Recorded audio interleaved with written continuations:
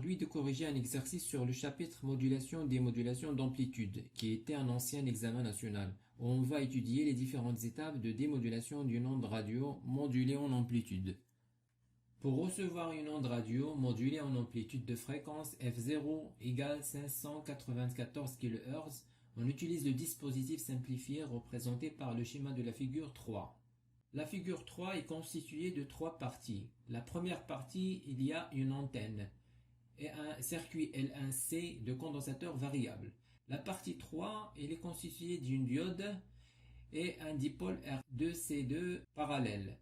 La partie 3 est constituée d'un dipôle R3C3 série.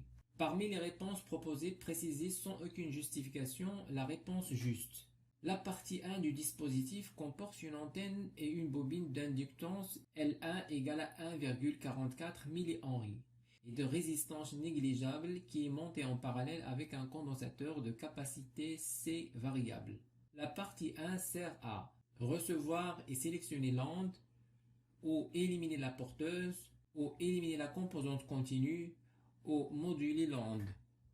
La partie 1 est constituée d'une antenne qui permet de recevoir l'onde radio et d'un circuit L1C qui joue le rôle d'un filtre passe-bande pour sélectionner la fréquence désirée et n'avoir que le signal modulé, en utilisant la formule F0 égale à 1 sur 2pi racine L1C, où on fait varier C pour avoir la fréquence F0.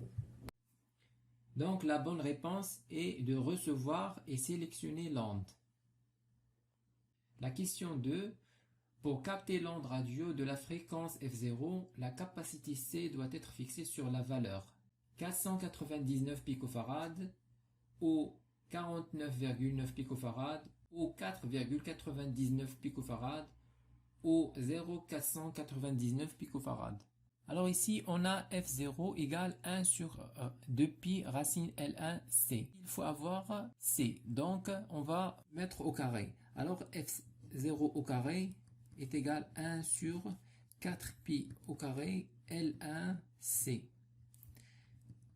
Donc C, il est égal à 1 sur 4pi au carré L1 F0 au carré.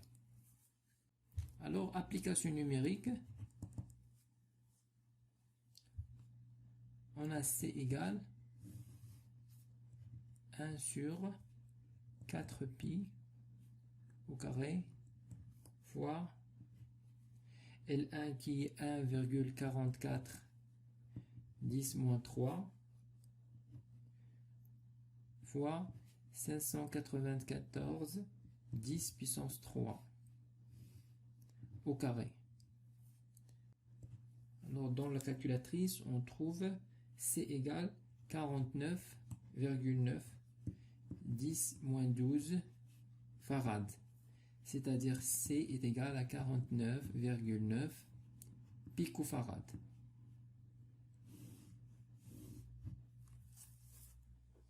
Alors la bonne réponse, c'est 49,9 picofarad.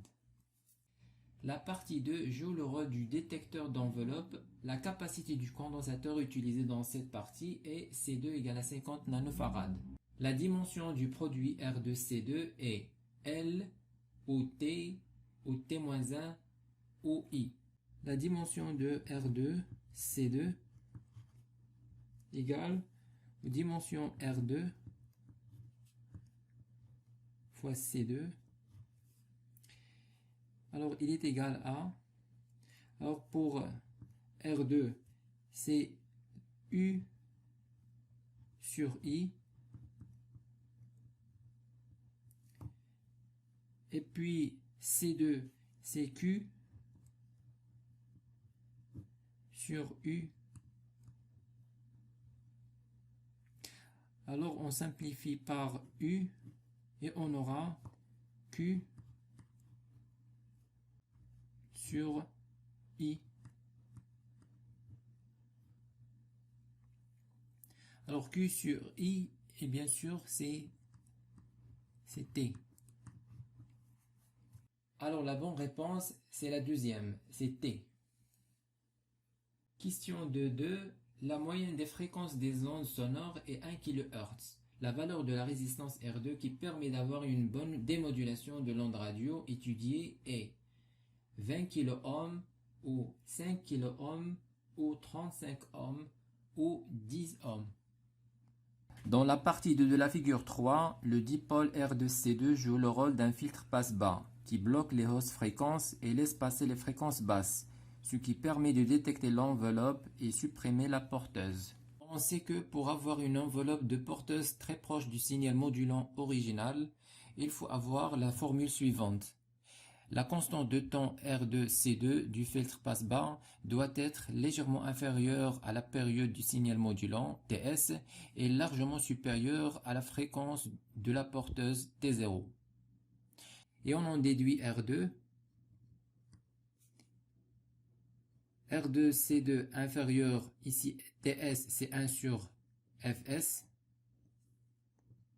largement supérieur à T0 qui est 1 sur F0.